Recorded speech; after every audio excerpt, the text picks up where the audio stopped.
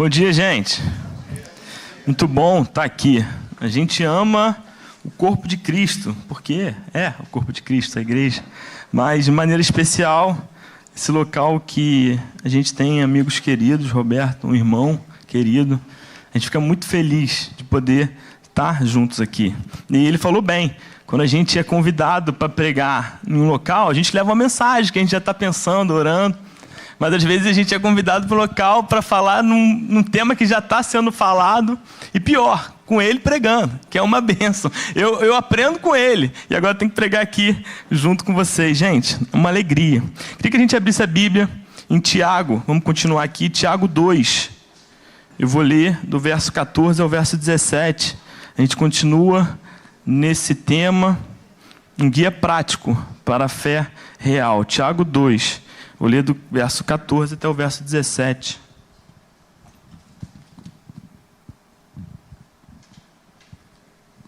Diz assim: de que adianta, meus irmãos, alguém dizer que tem fé se não tem obras? Acaso a fé pode salvá-lo? Se um irmão ou irmã estiver necessitado de roupas e do alimento de cada dia, e um de vocês lhe disser, vá em paz, aqueça-se e alimente-se até satisfazer-se, sem porém lhe dar nada, de que adianta isso? Assim, também a fé, por si só, se não for acompanhada de obras, está morta. Queria orar novamente, rapidamente. Senhor Jesus, obrigado por essa manhã, essa oportunidade de estar aqui. Que o Senhor possa, nessa manhã, falar conosco, falar ao nosso coração, de maneira que saiamos daqui cheios de Ti. Já recebemos tanto através desse louvor, desse momento de adoração em conjunto, que o Senhor possa novamente continuar enchendo o nosso coração. Em nome de Jesus. Amém. Gente, Jesus certa vez contou uma parábola.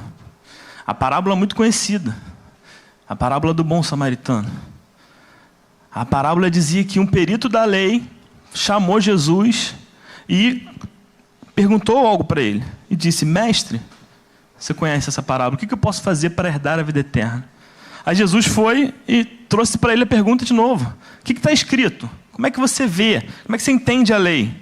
E ele respondeu, ama o Senhor de todo o coração, de toda a alma, de toda a força e de todo o entendimento, e ame ao seu próximo como a ti mesmo.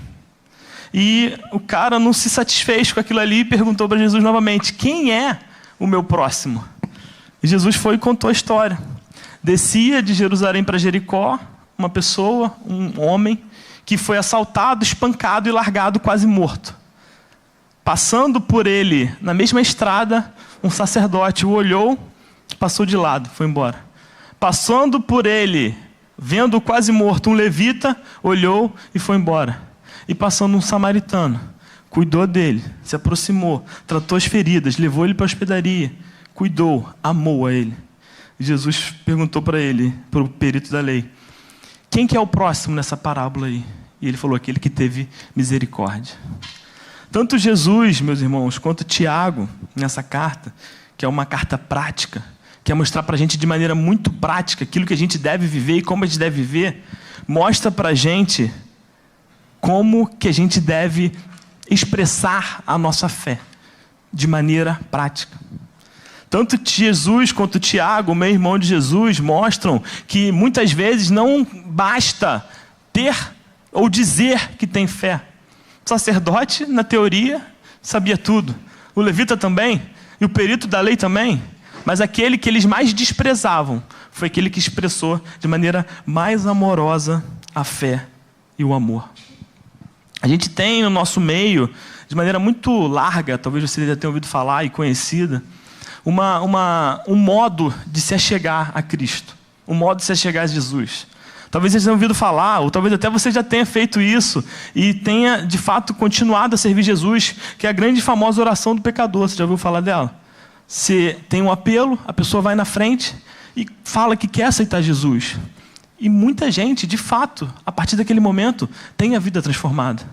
Mas muita gente, a partir daquele momento, acaba tendo um engano na vida, achando que de fato segue a Jesus, achando que de fato tem a fé, achando que de fato foi transformado. Mas, no entanto, a vida dele, durante a semana, é uma vida como se fosse de um demônio. Alguém que nunca ouviu falar de Jesus. Alguém que vive como se fosse uma vida hipócrita e falsa. Aos domingos ele está na igreja, pregando e falando do Senhor. Ele está fazendo tudo o que se espera dele. Ele ouve a mensagem, ele até conhece a Bíblia, ele conhece a palavra. Mas ele não vive a verdade em obras na sua vida. Verso 14, Tiago começa de maneira muito pontual, nevrálgica e forte com uma pergunta. De que adianta, meus irmãos, alguém dizer que tem fé se não tem obras? Por acaso essa fé pode salvá-lo? Ele ensina de maneira muito forte, dando uma bronca. Mas como o pastor Roberto já falou em outros sermões que eu assisti, para poder estar aqui, Tiago, ele vem falando com amor, ele chama eles de irmãos o tempo todo. Ele fala isso, meus irmãos, mas está falando de maneira incisiva, de maneira forte. Ele está falando para eles, cuidado, essa fé que vocês estão professando, se ela não vem acompanhada de obras, para que serve? Ele está ensinando para eles que não adianta dizer, meus irmãos, que tem fé em Cristo, se essa fé não é acompanhada de obras que comprovam isso.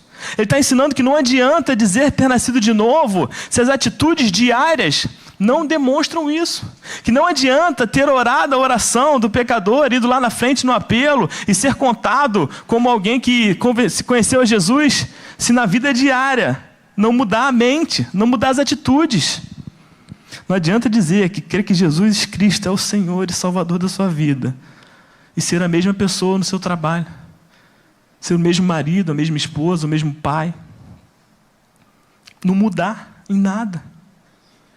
O que ele está querendo dizer, gente, e presta atenção nesse ponto, é que o Evangelho não é meramente uma verdade intelectual que entra na nossa mente. E ela é entendida. Mas ela é uma verdade que transforma a nossa vida, que muda a nossa existência. É uma verdade que gera transformação, uma verdade que gera frutos, uma verdade que gera vida. E a gente precisa de vida. A verdade é que a Bíblia diz para a gente que todos nós estávamos mortos em nossos delitos e pecados. A Bíblia fala que éramos pecadores e quando não estávamos alcançados por Cristo, nada poderíamos fazer. Vivíamos como se fosse zumbi, aquele morto-vivo, né? A gente anda, a gente trabalha, a gente faz as coisas, mas espiritualmente estamos mortos. No entanto, quando somos alcançados pela notícia do Evangelho, pela notícia da salvação, esse morto é ressuscitado, é transformado, é restaurado. Aquele que antes falava palavras torpes não fala mais, aquele que antes traía não traz mais, aquele que antes entrava no esquema não entra mais. Queria que você lesse comigo Efésios. Pedi aqui a vênia para o pastor Roberto ler um texto um pouco mais longo, mas é importante. Capítulo 4, vou ler do verso 17 ao verso 31. Acompanha comigo, olha só que coisa maravilhosa. Tudo a ver com o tema que a gente está lidando. Quando o Evangelho de Jesus entra na vida de mortos como éramos, ele tem que mudar a nossa vida. Olha o que está escrito. Assim eu digo a vocês, e no Senhor insisto, que não vivam mais como gentios, que vivem na inutilidade dos seus pensamentos. Eles estão obscurecidos no entendimento e separados da vida de Deus por causa da ignorância em que estão, devido ao endurecimento do seu coração. Tendo perdido toda a sensibilidade, eles se entregaram à depravação, cometendo toda a avidez e toda espécie de impureza. Verso 20, todavia, não foi isso que vocês aprenderam de Cristo. De fato, vocês ouviram falar dele e nele foram ensinados de acordo com a verdade que está em Jesus. Quanto à antiga maneira de viver, vocês foram ensinados a despir-se do velho homem, que se corrompe por desejos enganosos, e a serem renovados no modo de pensar, revestir-se do novo homem, criado para ser semelhante a Deus, em justiça e santidade, proveniente da verdade. Portanto, cada um de vocês deve abandonar a mentira e falar a verdade ao seu próximo, pois todos somos membros do mesmo corpo. Quando vocês ficarem irado, não pequem. Apaziguem a sua ira antes do sol se ponha, e não deem lugar ao diabo. O que furtava, não furte mais. Antes trabalhe fazendo algo de útil com as mãos, para que tenha o que repartir com quem estiver necessitado. Nenhuma palavra torpe saia da boca de vocês, mas apenas a que for útil para edificar os outros, conforme a necessidade, para quem conceda graça aos que a ouvem.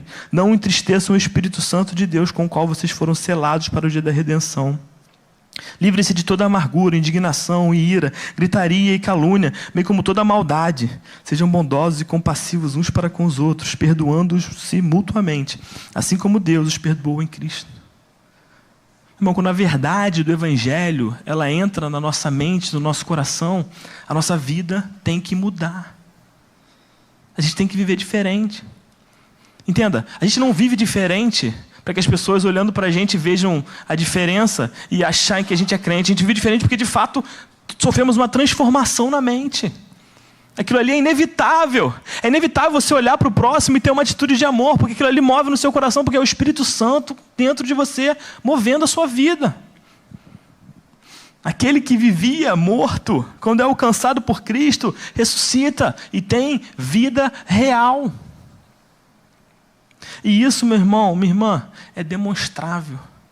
Isso é perceptível, isso é explícito, isso é palpável. As obras daqueles que nasceram de novo são explícitas na vida do cristão. Em obras. E o que são essas obras? É esse fruto do Espírito na nossa vida. Queria lembrar para você o texto de Gálatas. Abre comigo lá Gálatas. Gálatas 5:22, texto conhecido. Diz o seguinte, 22 e 24.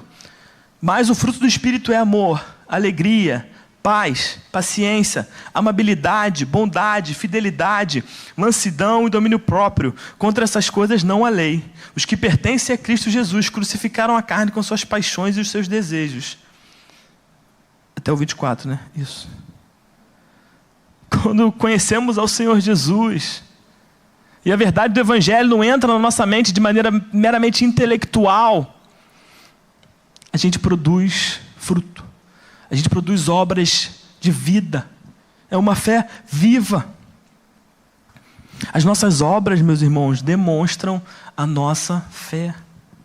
E a pergunta se repete para a gente: de que adianta então dizermos se temos fé, se não temos obras? E ele continua: acaso essa fé pode te salvar? Ele está perguntando: essa fé sem obras pode te salvar? Aqui um detalhe: historicamente teve uma questão, que eu não vou entrar muito nela, vou deixar mais para frente para o pastor Roberto entrar, sobre a questão do problema que as pessoas às vezes acham com Paulo e Tiago. Paulo fala da justificação pela fé somente, Tiago está falando de obras. Até Lutero entrou nessa. Lutero, que quando reconheceu que era pecador, entendendo através do livro de Romanos que o justo viverá pela fé, ele ficou meio com uma crise com Tiago, que achava que Tiago estava falando de obras, e que as obras que justificariam, mas ele não está falando isso. Ele está falando de complementação.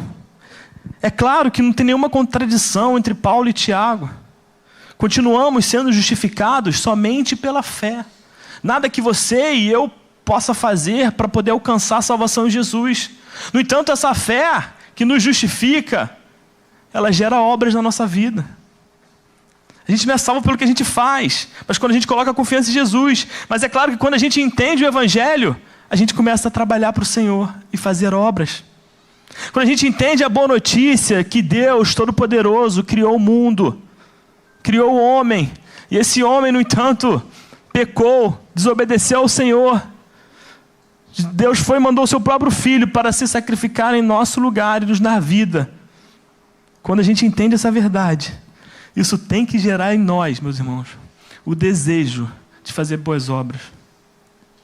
E não só o desejo, tá? De fato, a atitude de fazer boas obras. Às vezes você fala: eu queria tanto ajudar aquela pessoa, eu queria tanto fazer isso, eu queria tanto fazer aquilo. Faz.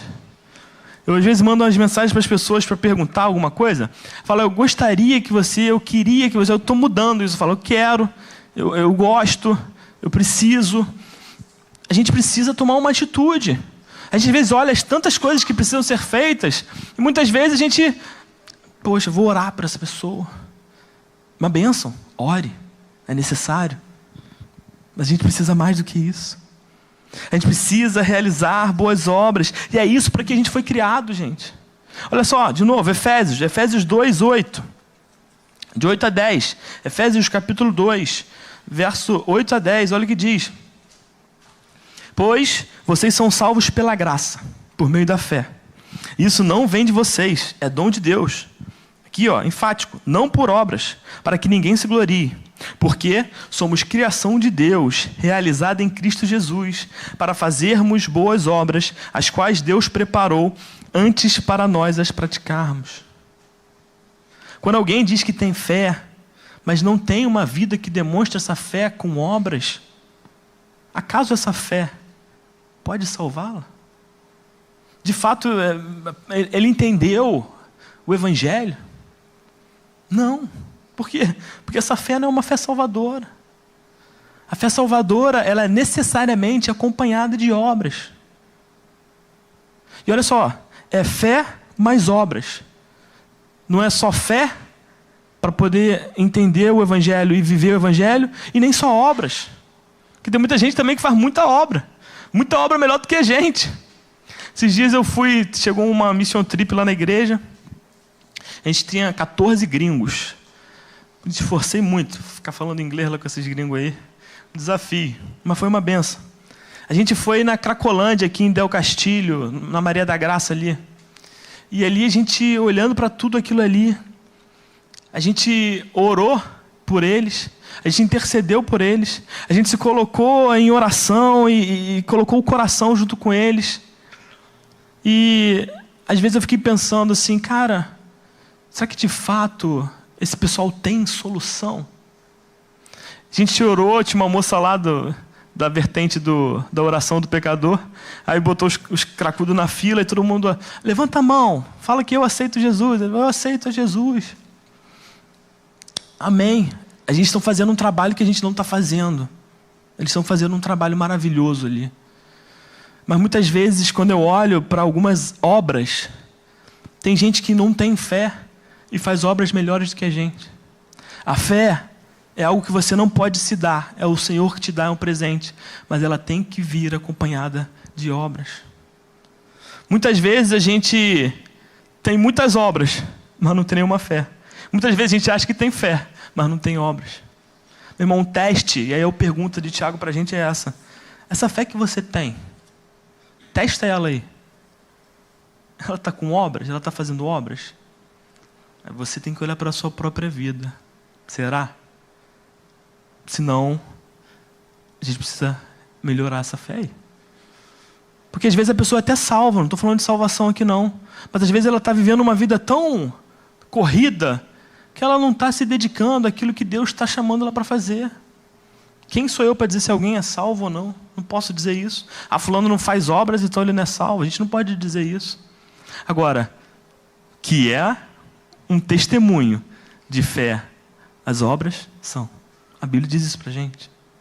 E algo que está muito presente em nosso tempo, meus irmãos, é essa proliferação desses cristãos nominais.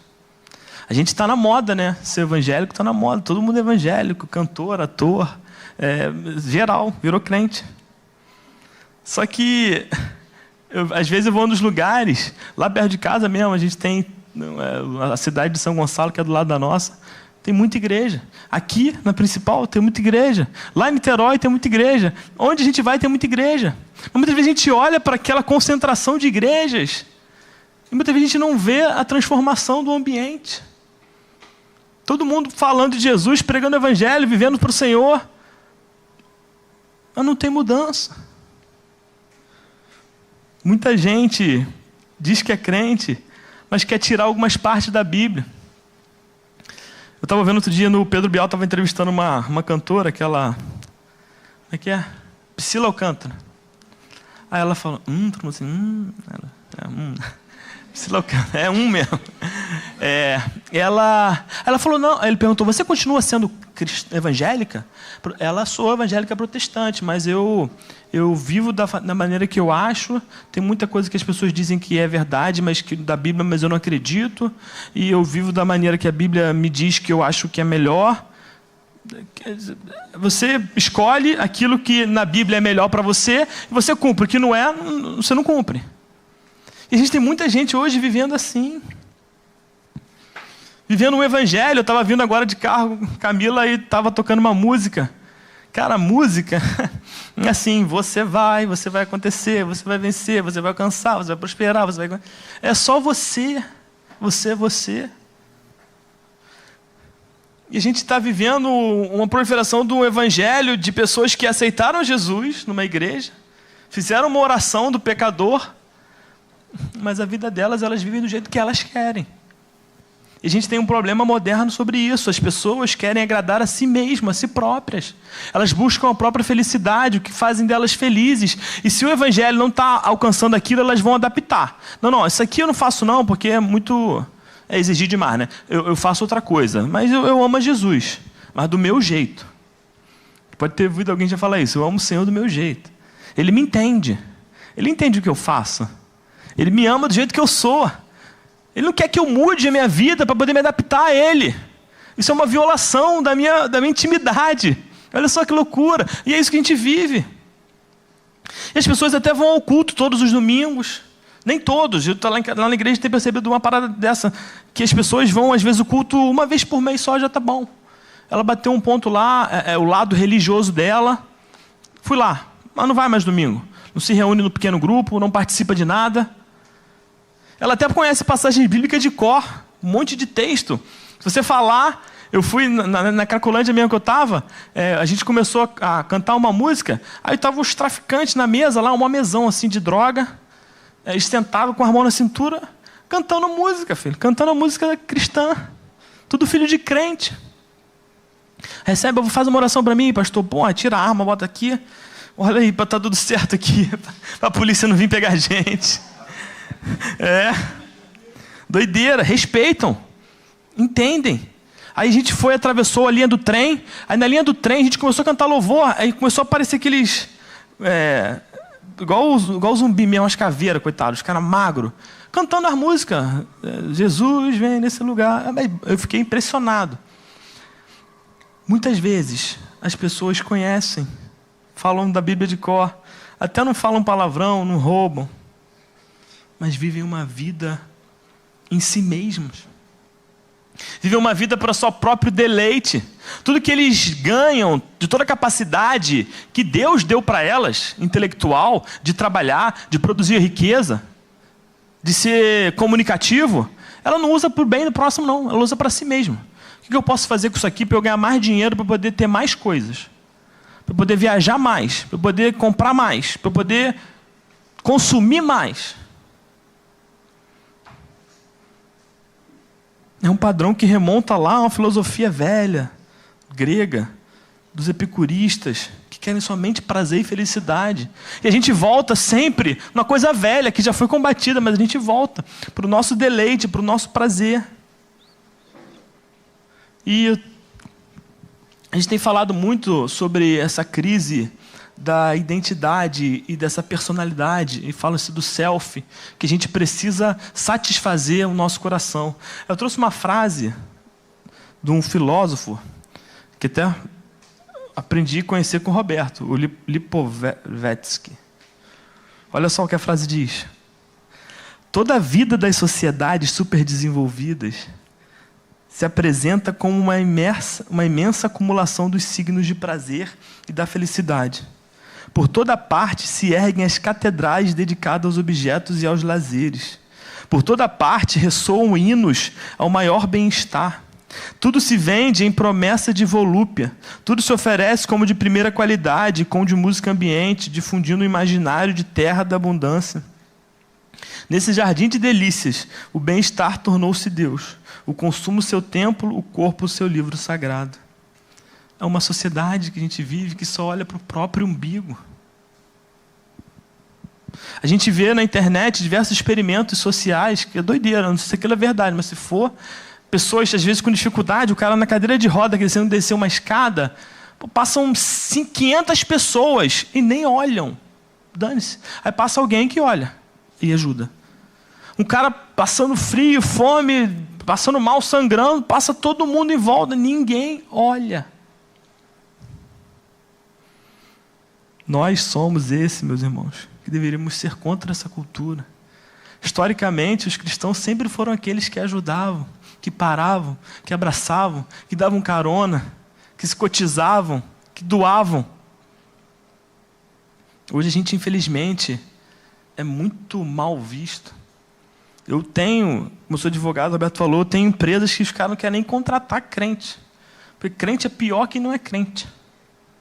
Fala, pô, crente não quero não, pô. O cara chega no início com aquele sorrisão, fala de Deus o tempo todo, é varão para cá, varão para lá, mas assim que pode mete o atestado, assim que pode não falta o trabalho, assim que pode não faz o que deve. Somos conhecidos pelo da bancada evangélica, os falsos profetas, porque muitas vezes, todos esses que eu estou falando, dizem, o texto fala isso, dizem ter fé, mas não têm obras.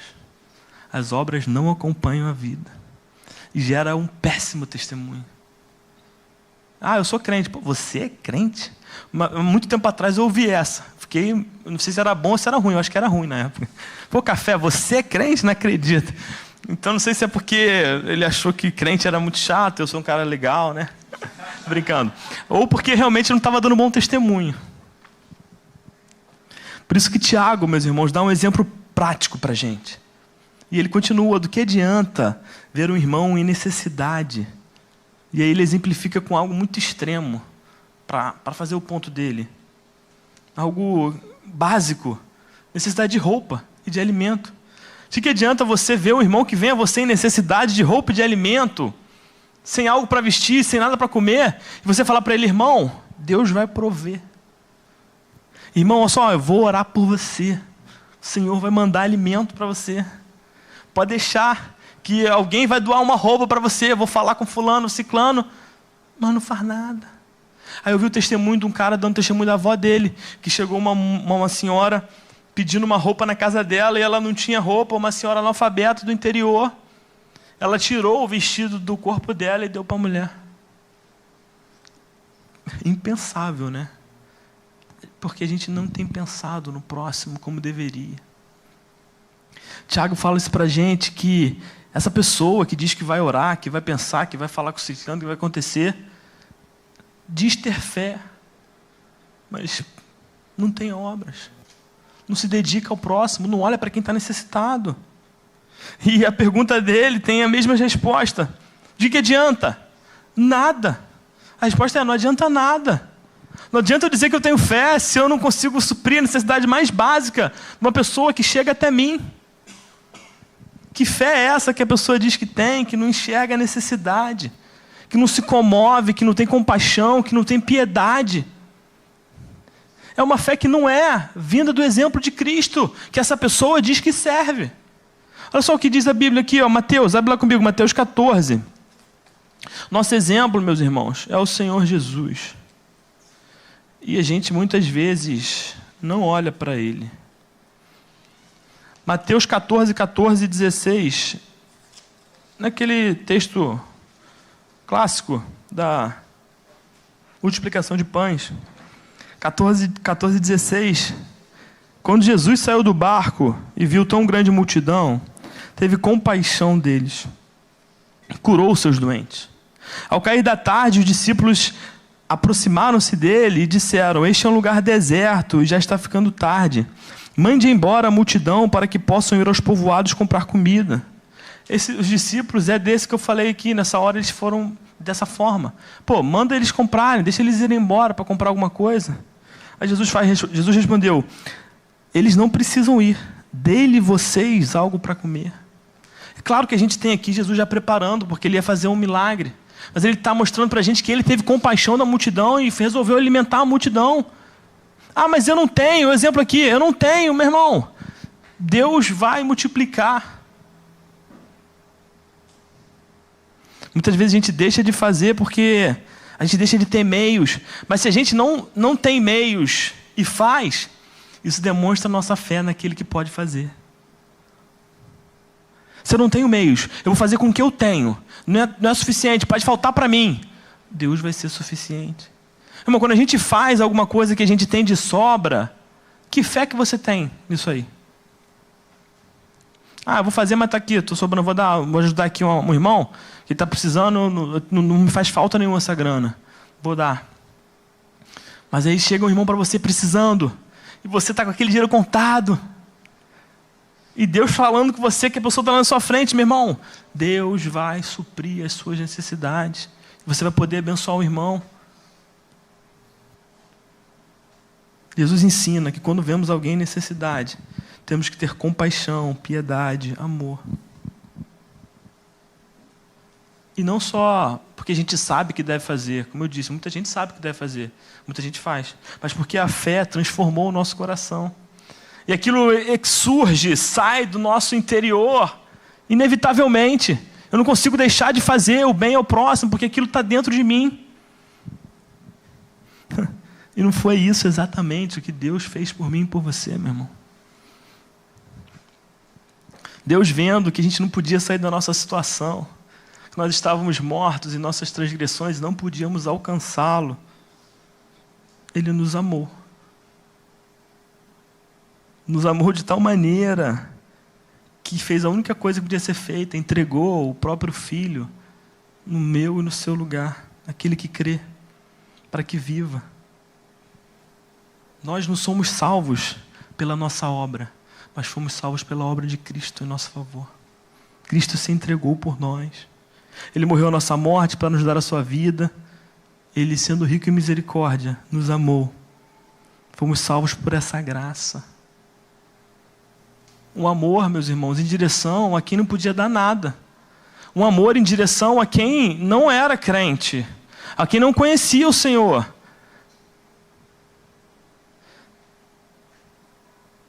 E a gente tem que agir assim com o próximo. Primeiro com os irmãos da fé, a Bíblia fala isso pra gente. Mas também com aqueles que nem conhecem. Também tem muita gente que fala, vamos ajudar, mas eu só ajudo quem é da igreja. Só ajudo quem é crente. Só ajudo cristão. Não foi isso que Jesus ensinou pra gente. Não foi isso que Deus fez conosco, nos amando. Sim, devemos agir em favor de quem está do nosso lado, os nossos irmãos, a Bíblia diz isso. Como é que você quer ajudar e fazer obra para o nego lá em Senegal, e tem gente aqui do seu lado passando necessidade e você não faz nada? Não faz sentido. Às vezes a gente quer abraçar o mundo, mas tem gente do nosso lado com necessidade. Agir com graça, em primeiro lugar, em favor do irmão em Cristo, mas também com aquele que não é irmão em Cristo. O Evangelho, ele não é percebido na obra. Ele necessita ser pregado. Mas o bom testemunho chama a pessoa para ter interesse naquilo que você vai falar. Veja bem, tem uma teologia que diz que você está pregando o Evangelho fazendo boas obras. Você não está pregando o Evangelho fazendo boas obras. Porque a pregação do Evangelho tem que ser falada. O Evangelho tem que ser entendido. As pessoas têm que ouvir que tem um Deus que criou todas as coisas e o homem pecou, e a pessoa entender que Jesus veio para salvá-la. Mas as obras chamam a pessoa para querer ouvir. E é isso que a gente tem que fazer. Fazer obras, a fim de que pessoas se aproximem. Fala, pô, que cara maneiro, ele abençoa a gente. Pô, cara, eu tenho uma coisa para te dizer. Eu fiz isso, não é porque eu sou bom, não. E aí você fala de Jesus. Fez com você. Temos que agir em direção ao próximo com graça, com amor. Deus quer usar a minha e a sua vida nesse mundo para alcançar pessoas. Deus podia usar, meus irmãos, qualquer meio. Ele é Deus. Ele não precisava usar a gente para nada. Mas Ele quis fazer que a maneira ordinária de se alcançar pessoas fosse através da pregação do Evangelho. Ele quis ordenar que a gente ajudasse o próximo e através dessa ajuda as pessoas ouvissem, entendessem, quisessem entender o Evangelho. Ele podia suprir a necessidade de quem estava com fome, mas Ele quer usar a mim e você para suprir a necessidade das pessoas. Ele quer usar a mim e você nessa obra, nessa grande narrativa. Eu fico pensando muito nisso. Eu olho para a história do mundo, lá onde Deus criou, e Ele já está lá no fim. E aqui em 2024 tem um povo aqui no Recreio que está vivendo a grande história da salvação. E Deus usa a mim e a você na vida de pessoas, para alcançar pessoas. Tiago finaliza no verso 17, dizendo, assim também a fé, por si só, se não for acompanhada de obras, está morta.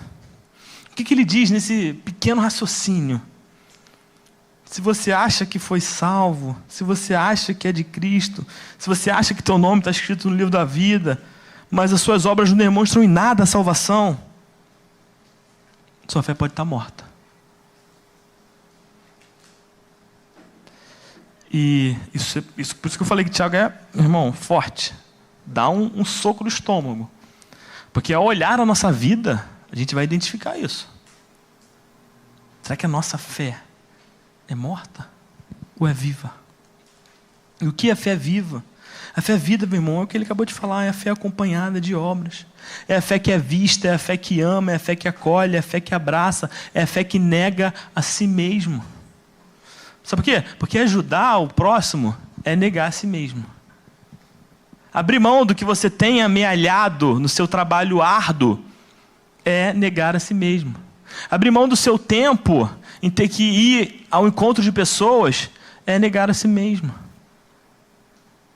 Como eu disse, a nossa ideia de mundo hoje é nos satisfazer a nós mesmos. A gente anda numa contramão como cristão. Quer seguir a Cristo? A Bíblia fala lá em Mateus, negue-se a si mesmo. Pegue a sua cruz e siga Ele. A fé viva, meus irmãos, não pensa em si mesma. Assim como Jesus pensou em nós. Lá no jardim de Getsêmani, o que ele disse em oração, em angústia? Pai, se possível, passa de mim esse cálice, mas seja feita a tua vontade. Gente, Jesus não foi, não sei se a gente acaba pensando nisso, felizão fazer aquilo que Deus mandou ele fazer, não. Ele tinha um senso de missão e de obediência. Ele cumpriu o desejo do Pai. Ele sabia o que tinha que ser feito e fez. Mas ele sabia o preço que custou. Quando a gente olha para o exemplo de Jesus, isso é importante, que não julgou por usurpação ser igual a Deus, mas se esvaziou, se humilhou e foi obediente, para que eu e você pudéssemos ter vida. Isso deve gerar para nós um exemplo. Claro que a gente não vai poder fazer nunca nada do que ele fez tão próximo, mas a gente precisa olhar para ele e tomar a atitude que ele tomou, se entregar pelo próximo em amor, se esvaziar de si mesmo.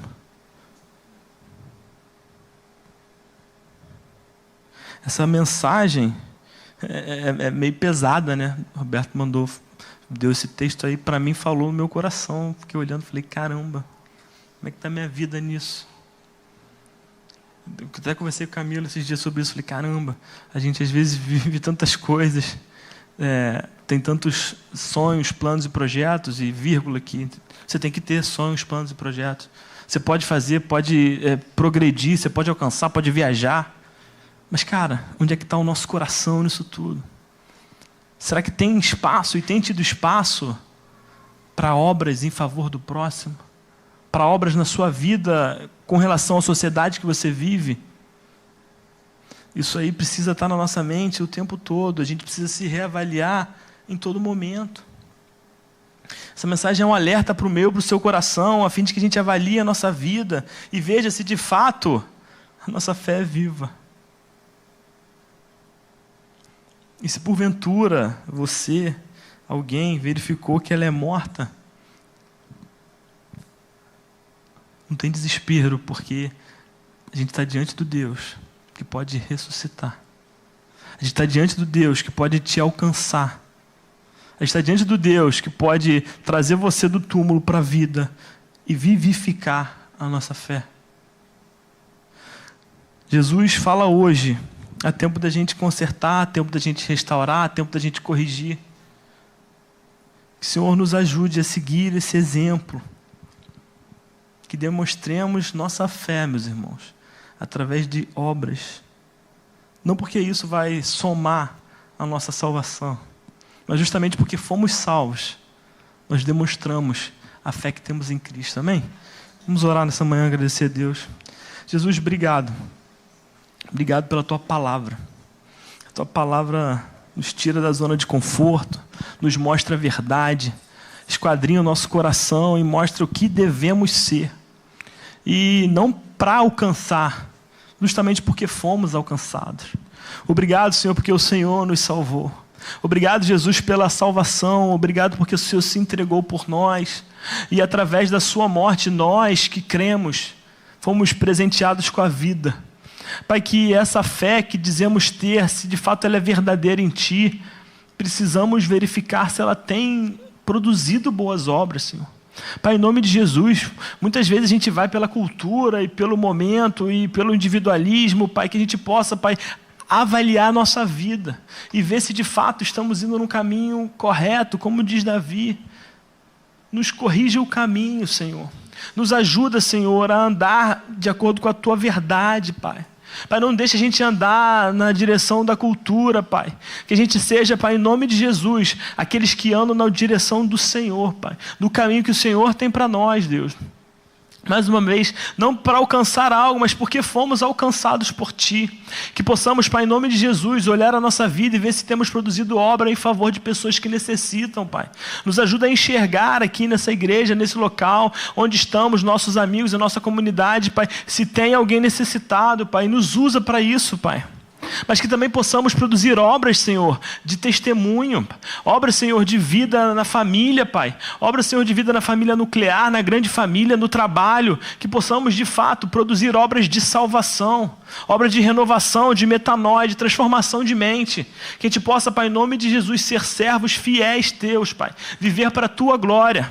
Abençoa essa igreja aqui, abençoa a igreja do Senhor nessa terra, Pai, e que possamos, Pai, nos livrar de maus exemplos e testemunhos, e que possamos e voltemos a ser vistos como aqueles que amam, aqueles que acolhem, aqueles que abraçam, porque o Senhor Jesus fez isso por nós. Que possamos ser exemplos de Jesus nessa terra, e que as pessoas olhem para a gente e vejam o Senhor, para a Tua glória, não para a nossa. É o que te pedimos, em nome de Jesus. Amém. Irmão, Deus abençoe você.